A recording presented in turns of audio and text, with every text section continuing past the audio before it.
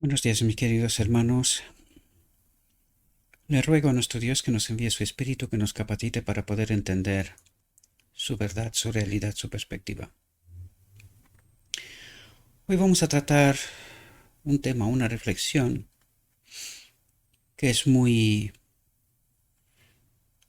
contestada dentro del pueblo de Dios, no aceptada, muy mal entendida,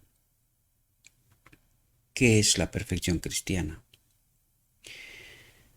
Por lo tanto, vamos a tratar este tema, vamos a ver qué es lo que nuestro Dios trata de decirnos, porque este asunto hoy está negado, ¿verdad? Esta perfección cristiana está presentada como una imposibilidad. Y desgraciadamente mucha gente presenta una gracia de Dios, una gracia perdonadora que lo puede todo, que se presenta al pueblo de Dios como sin condicionantes, ¿verdad? Y una salvación que es una salvación barata, ¿verdad? Una gracia barata. Pero Dios, cuando nos habla de la perfección cristiana, trata de explicárnoslo, ¿verdad? Para que podamos entender. Desgraciadamente, muy poca gente comprende y menos todavía está dispuesta a aceptar esta realidad en sus vidas. Vamos a tratar de entrar en la reflexión y vamos a ver qué es lo que nuestro Dios trata de presentarnos.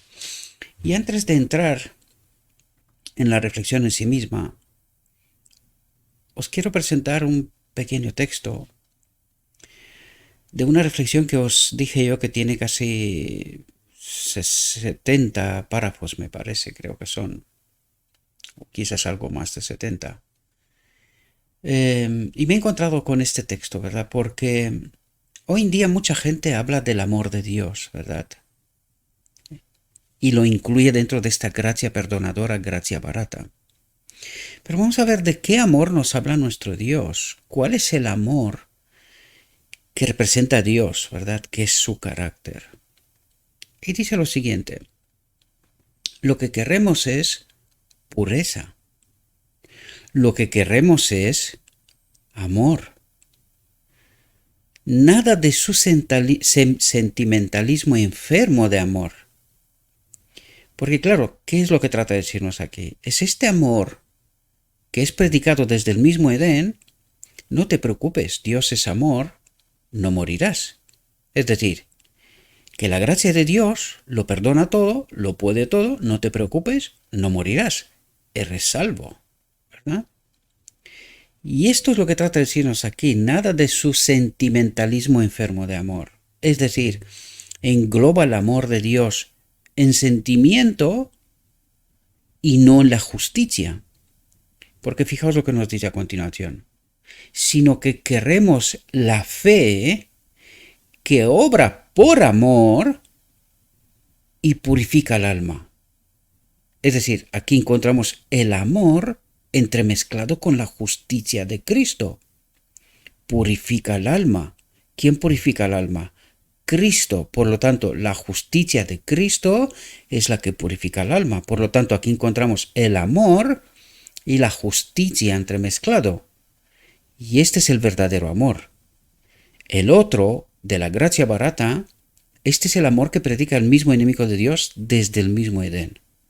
Por lo tanto, os dejo este texto, os dejo también la referencia para que podáis encontrarlo, ¿verdad? Y ahora vamos a entrar en la misma reflexión. Y dice así: y aquel que es poderoso para guardaros sin caída,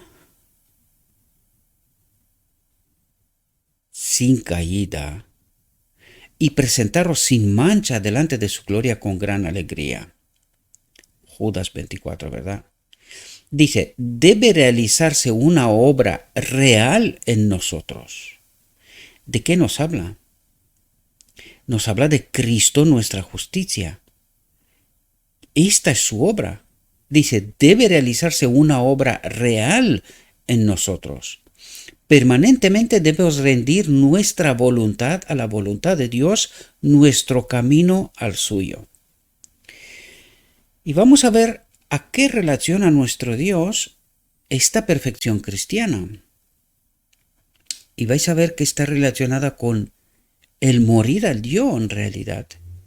Porque por eso nos dice, permanentemente debemos rendir nuestra voluntad a la voluntad de Dios, nuestro camino al suyo.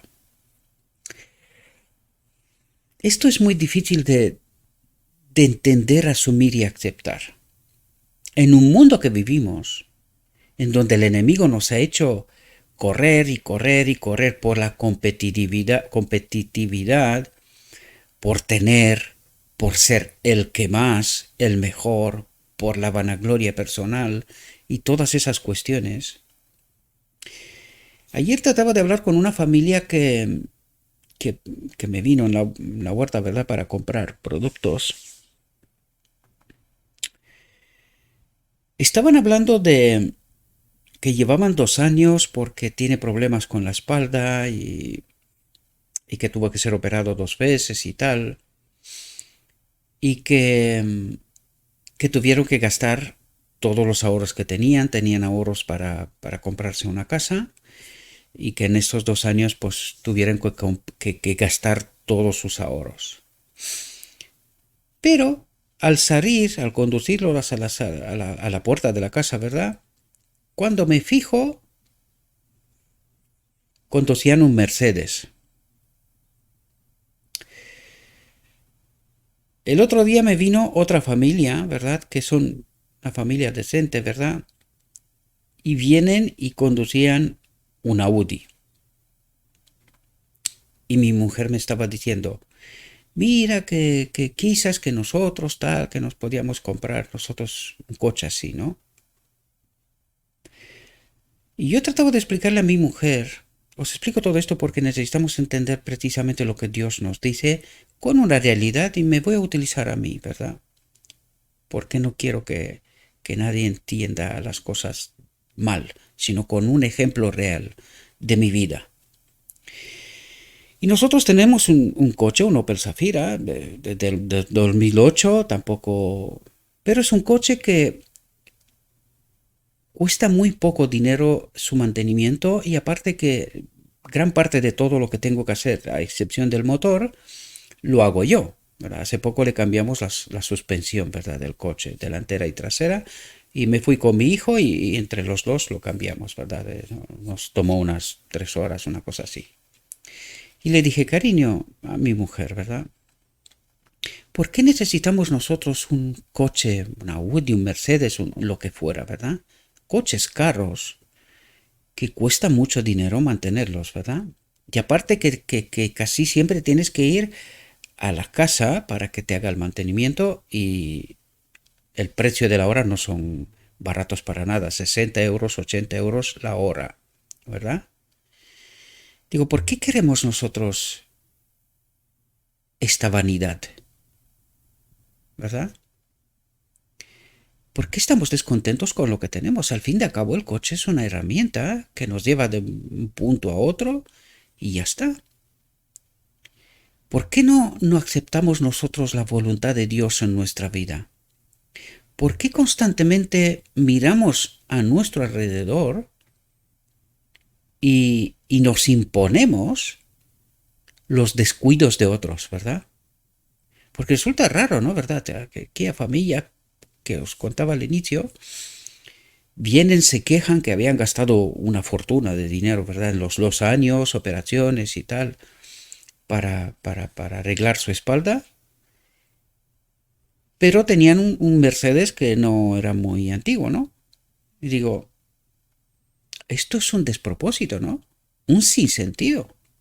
No trato de juzgar a nadie, ¿no? Pero trato de entender, cuando nos dice Dios permanentemente debemos rendir nuestra voluntad a la voluntad de Dios, nuestro camino al suyo. Y el camino que nosotros pensamos es el camino de Dios. ¿Quiere Dios que nosotros gastemos dinero desproporcionado, ¿verdad?, en cosas que no tienen ningún sentido. ¿Qué tipo de Dios tenemos en nuestra mente? ¿Cómo entendemos a Dios? ¿Cómo entendemos el camino de Dios? ¿En verdad tenemos a Cristo como modelo? ¿Su sencillez? ¿En qué gastaba tiempo y recursos Cristo mientras estuvo en esta tierra? ¿Entendimos bien su obra? ¿Entendemos bien cuál es el camino de Dios?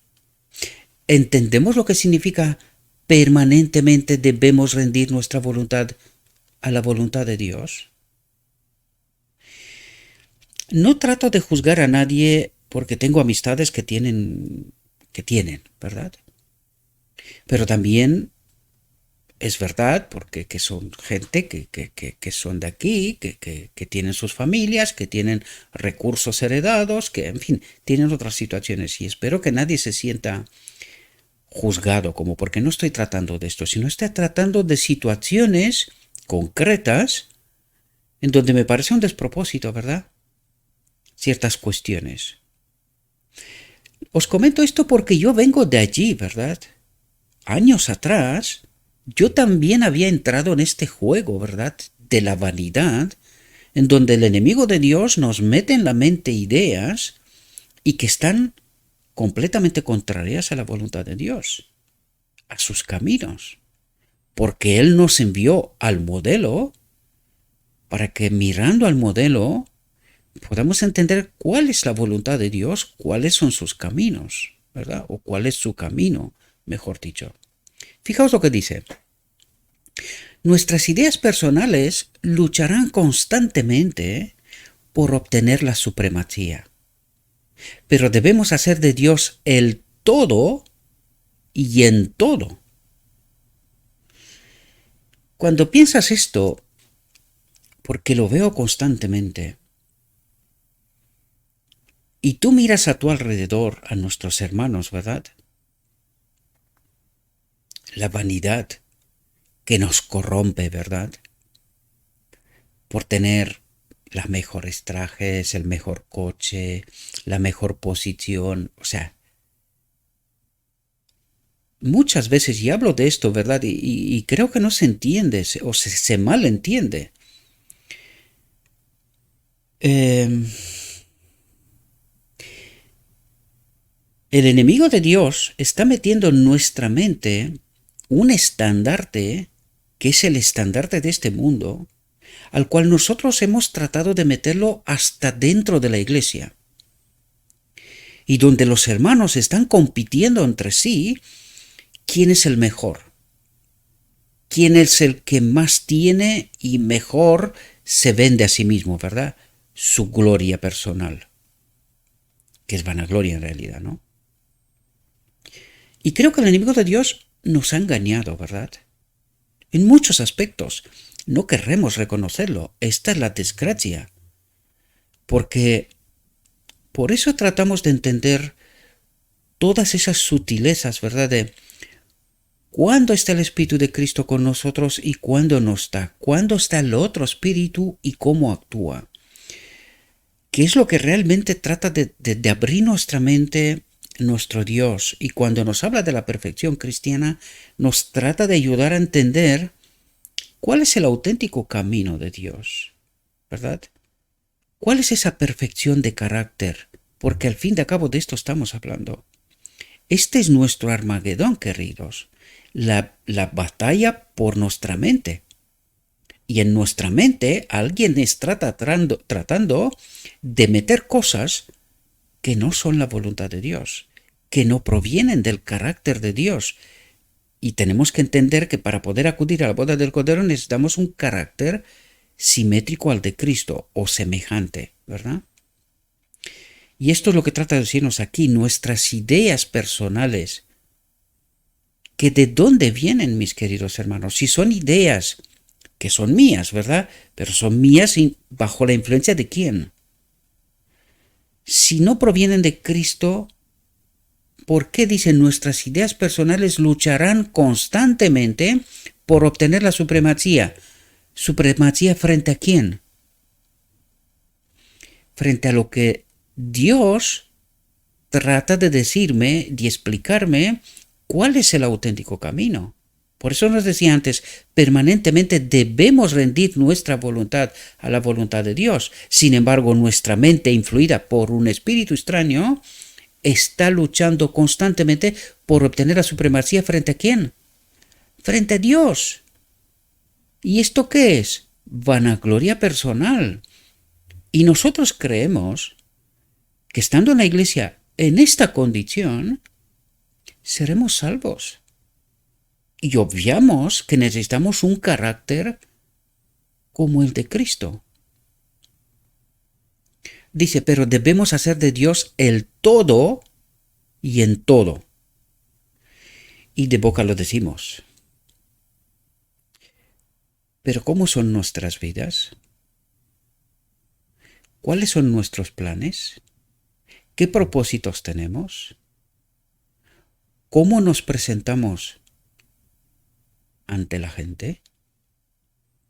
No estamos libres de las flaquezas de la humanidad, pero debemos esmeramos, creo que aquí hay un error, debemos esmerarnos continuamente por liberarnos de ellas. No para ser perfectos según nuestra propia manera de ver.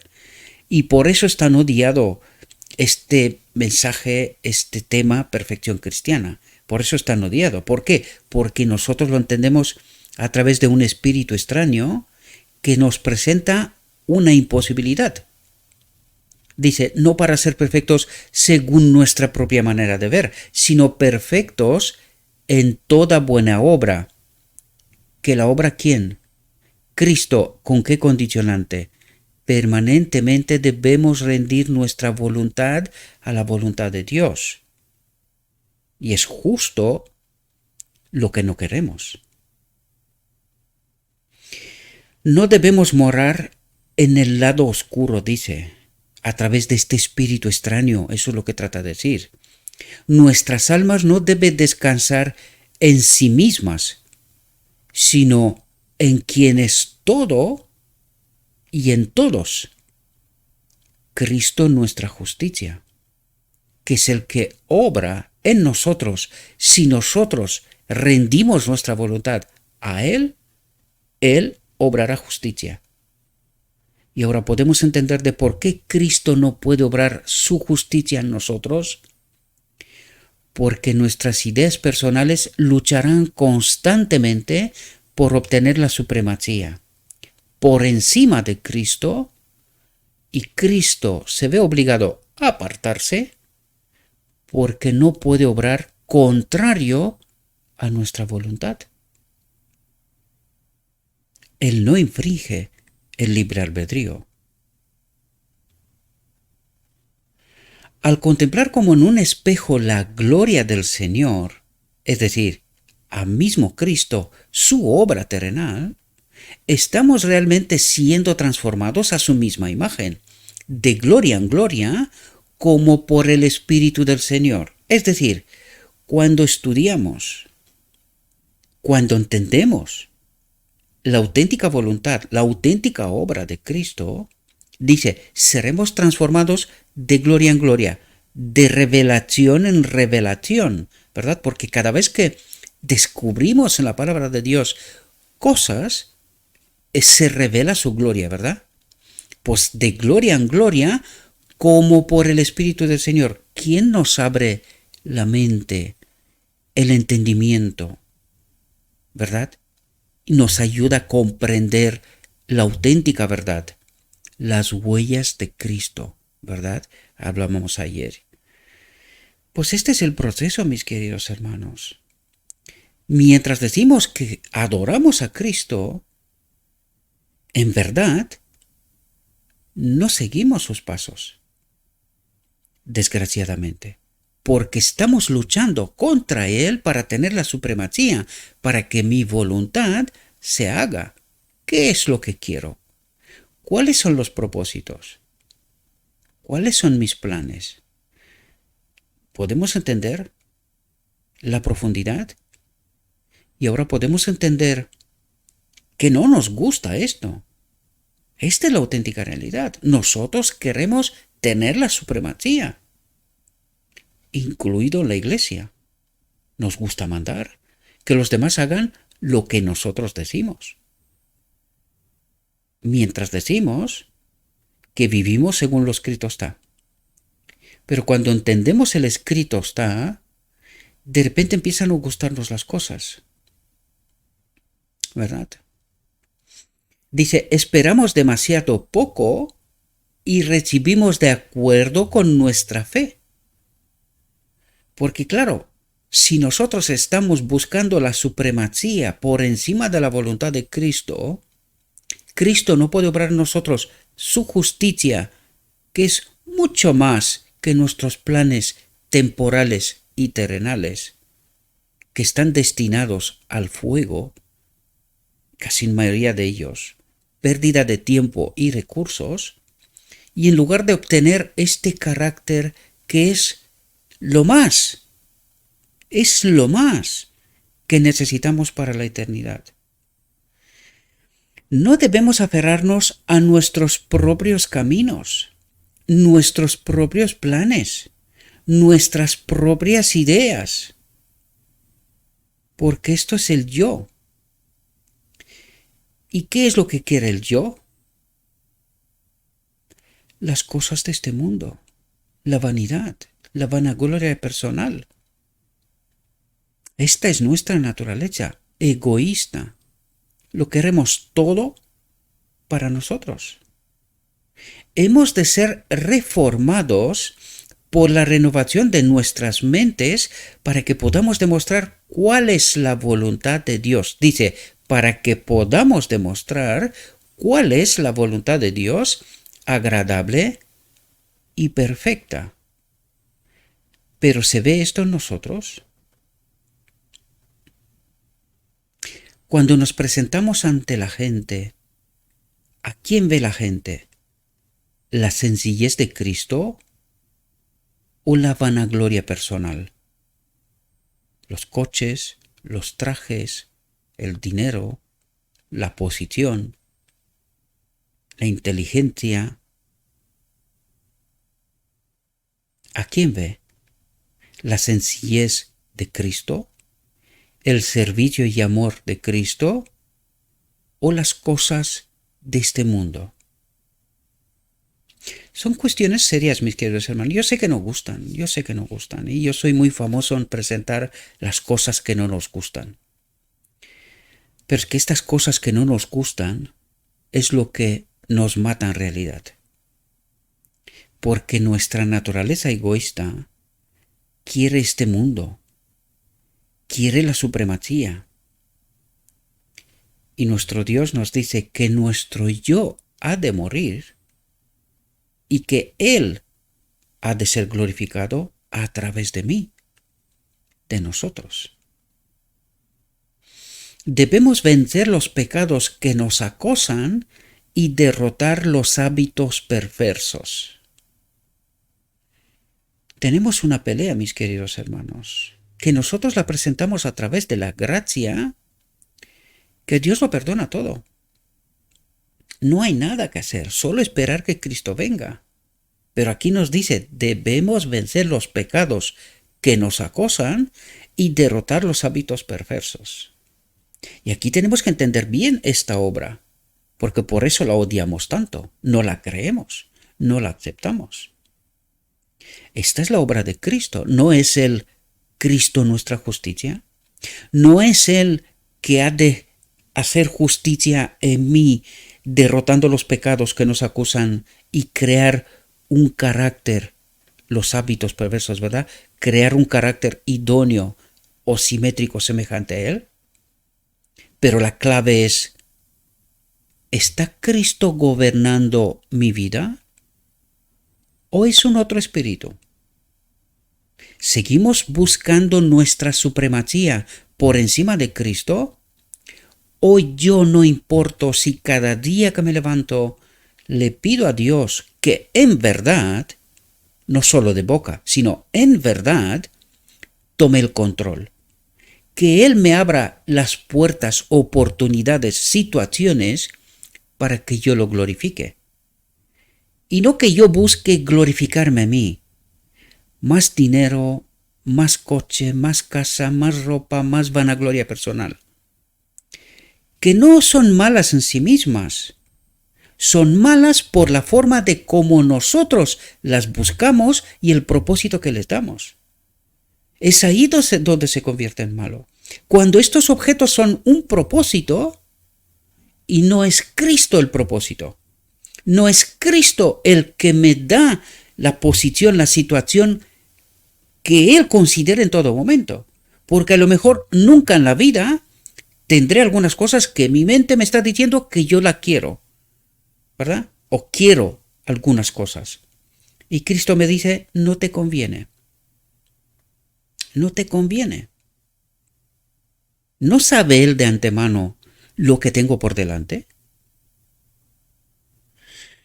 Claro que sí. Pero yo busco la supremacía. No me someto a Cristo. Por eso estamos en conflicto constante y permanente con Cristo, mientras de boca decimos que le servimos. Y por eso constantemente las admonestaciones. Por eso Dios constantemente trata de colocarnos en el camino correcto, porque nosotros somos como los hijos rebeldes que queremos nuestra voluntad por encima de la suya. Y se ve obligado a admonestarnos, es decir, a decirnos constantemente que mi naturaleza egoísta es contraria a su reino y a su voluntad. Y cuando se me dicen estas cosas, me molesto y malinterpreto sus palabras. Digo, no te preocupes, su gracia puede todo, ¿verdad? Y no hay nada más que hacer. Y es así como no estamos conectados con Cristo. Es así como el otro espíritu trata de obtener la supremacía sobre el mismo Cristo. De tal manera que cuando se termine el tiempo de gracia, se reirá, porque yo no estaré en el reino de Dios. He perdido la batalla. Las disposiciones y sentimientos inclinados al mal han de ser extirpados. ¿Han de ser extirpados por quién? Por Cristo. Pero si no le doy paso, si no le doy a Él la supremacía, si no le entrego a Él mi voluntad, si el yo no muere, ¿puede hacer la obra? Espero que podamos entender, mis queridos queridos hermanos, lo que trato de deciros. Por eso estoy cuestionando constantemente, para que podamos entender la profunda realidad, la verdad tal como nos la presenta Dios. Las disposiciones y sentimientos inclinados al mal han de ser extirpados para dar paso a caracteres y emociones santas, engendrados en nosotros por el Espíritu del Señor. ¿Entendemos la obra? ¿Entendemos Cristo nuestra justicia? ¿Entendemos el amor que purifica el alma, que transforma? ¿El amor entremezclado con la justicia de Dios? Espero que podamos entender las profundidades, mis queridos hermanos. Esta es la auténtica voluntad de Dios.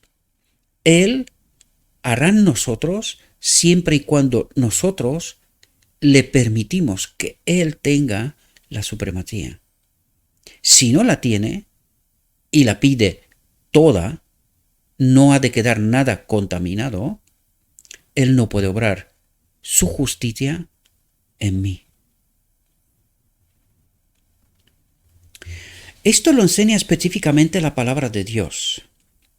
Pero el Señor no puede obrar en nosotros el querer y el hacer su buena voluntad, a menos que cada paso crucifiquemos el yo con sus afectos y concupiscencias. Por lo tanto, ¿quién anula la obra de Cristo? ¿Por qué nos vamos a perder? ¿Entendéis, mis queridos? Dice Pero el Señor no puede obrar en nosotros el querer y el hacer su buena voluntad, a menos que a cada paso crucifiquemos el yo. El yo tiene que dejar de querer cosas de este mundo, sino que se tiene que someter a Cristo, darle a Él la supremacía, con sus afectos y concupiscencias. Si no, esta obra de... Porque he escuchado tantas veces este texto mal interpretado en la iglesia, mis queridos hermanos, que no, que Dios que haga el querer y el hacer por su buena voluntad.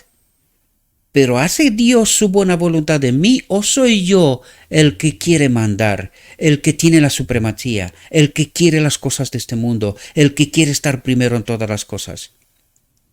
¿Puede Cristo obrar?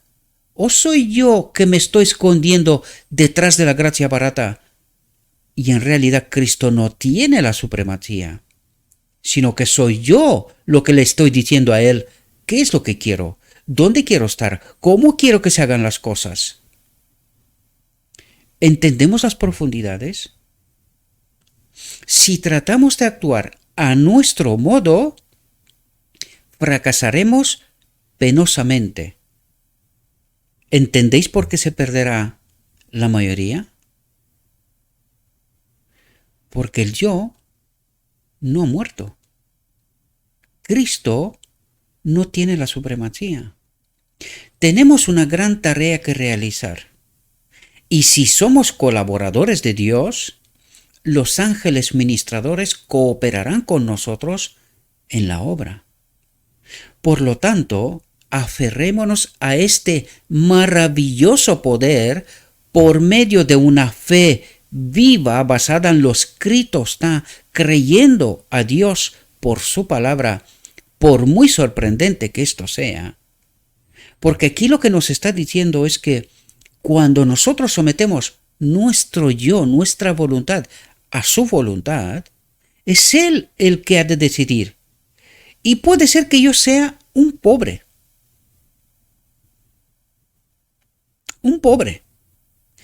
Para que el amor de Dios revelado en otros se vea en mí. Son palabras de Cristo, Recordad el Evangelio. Para que el amor de Dios revelado en otros se vea en mí. Desgraciadamente, esto pasa poco. Porque el yo no muere. El yo quiere cosas. El yo quiere la supremacía. Por lo tanto, aferrémonos a este maravilloso poder por medio de una fe viva, orando y creyendo, confiando y trabajando. Entonces Dios hará lo que solo Él puede hacer. Esta es la auténtica fe. Este es el camino de Cristo. Apliquemos este patrón a Cristo mismo. Veamos si encaja. Y si encaja, ¿qué tal si lo probamos sobre nosotros mismos? No es fácil, porque en el mundo de hoy, todo aquel que trata de vivir por fe sometiéndose a Cristo, hasta tus propios hermanos de la iglesia se ríen de ti. Te llaman inútil, tonto y cosas por estilo. Porque no entienden y no experimentan esta fe, este patrón, en donde yo me someto por completo a la voluntad de Dios y que Él haga en mí su voluntad, porque Él sí sabe lo que me conviene, ¿verdad? Lo que me conviene y lo que no me conviene. No es fácil, no es fácil. Estamos sometidos constantemente bajo el juicio del hombre, mirando la pintura y la carrocería y desperdiciando el carácter, el motor. Estoy utilizando la imagen de un coche para que podáis entender. Miramos lo exterior y perdemos de vista lo que realmente importa. Es el motor. Porque si te regalo una carrocería de un Ferrari, pero no tiene nada dentro, ¿de qué te sirve, querido? De nada. ¿Y qué es lo más importante?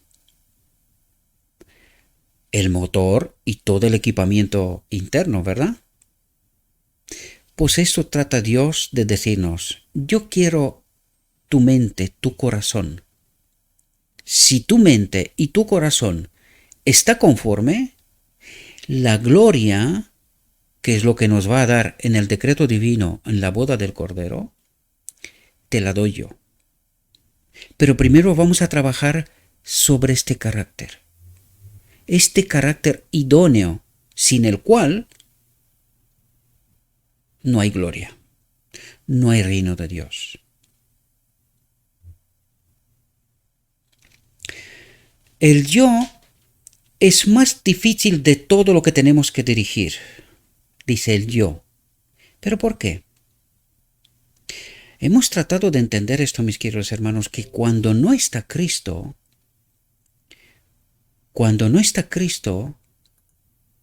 está un otro espíritu, ¿verdad? Es decir, no somos libres. Y el yo, mi yo, está sometido a su voluntad. Por eso dice, el yo es más difícil de todo lo que tenemos que dirigir. Al abandonar las cargas, no nos olvidemos de poner el yo a los pies de Cristo. Entreguémonos a Jesús para ser moldeados y formados por Él de modo que podamos ser hechos vasijas de gloria. Las tentaciones, las ideas, los sentimientos, todo debe rendirse a los pies de Cristo. ¿Y es esa nuestra experiencia real? ¿O solo profesamos vivir un cristianismo que no se le parece a nada a Cristo? Entonces el alma está preparada para escuchar. Atentos, clave. Aquí nos da una llave de oro. Dice, entonces, una vez que nos hemos rendido por completo a los pies de Jesús, fijaos lo que dice. Entonces, el alma está preparada para escuchar las palabras divinas de instrucción. Es decir, hasta entonces no entenderemos. Nosotros podemos leer, ¿verdad? Pero hasta que no nos hemos rendido a Cristo, no entenderemos las palabras divinas de instrucción. Jesús les dará a beber del agua que fluye del río de Dios. Agua viva, ¿verdad? Verdad sin contaminar. El Espíritu de Dios. Bajo la apacible y suavizante influencia de su Espíritu, su frialdad e indiferencia desaparecerán. Porque esto es lo que el enemigo de Dios ha tratado de hacer.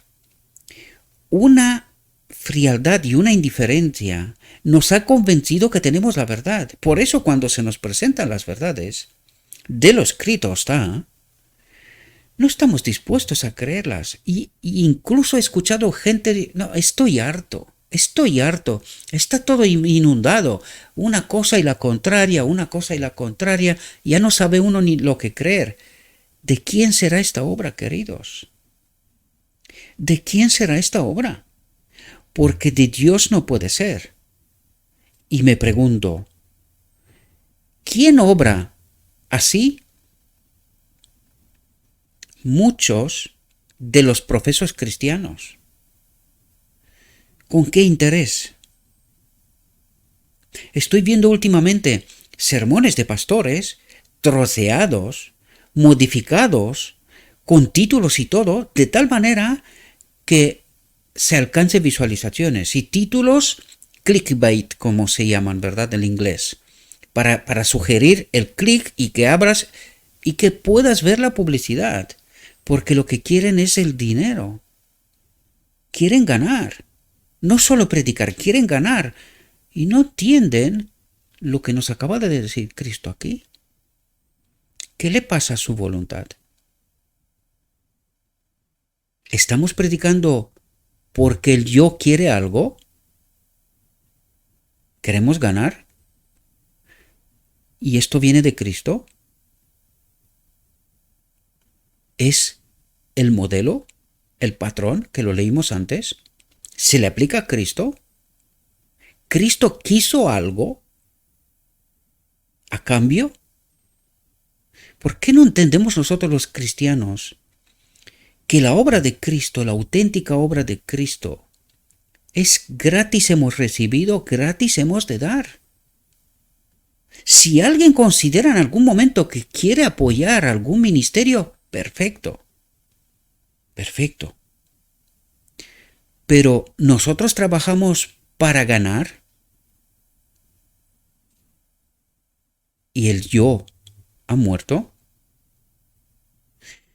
Digo estas cosas, mis queridos hermanos, porque tenemos que hacernos preguntas, ¿verdad? Yo en otros tiempos también cometí errores. Y espero que no sea exactamente la misma experiencia que Salomón, aunque es una buena experiencia porque tenemos que aprender de él, ¿verdad? Y espero que no llegue a la gente rechazar de todo cuando el pobre Salomón trata de explicar su experiencia. Y cuando llega a la conclusión, maestra, todo es vanidad. Si no lo es Cristo todo, todo lo demás es vanidad, pérdida de tiempo y de recursos. Espero que entendamos bien y en toda su profundidad la verdad, mis queridos hermanos, lo que Dios trata de enseñarnos. Porque tenemos conceptos errados. Alguien trata de tener la supremacía. Y nosotros, porque no entendemos lo escrito está, porque no estamos conectados en verdad con Cristo, no entendemos su verdad, su camino, su realidad. Y el enemigo, con sutileza, nos está ganando. Dice, Cristo serán ustedes un manantial de agua que emanará para vida eterna. Es decir, Cristo en nosotros, ¿cómo diría yo? Obrará su justicia de tal manera que otros puedan tomar de este agua, porque este agua manará para vida eterna. Es decir, fluirá hacia otros que tienen sed, que tienen que beber. ¿Verdad? Pero tiene que ser el agua que fluye de Cristo. Cristo mí lo es todo. Y no del yo o del yo entremezclado con la verdad de Cristo. Porque entonces es verdad contaminada y no sirve más que para la muerte.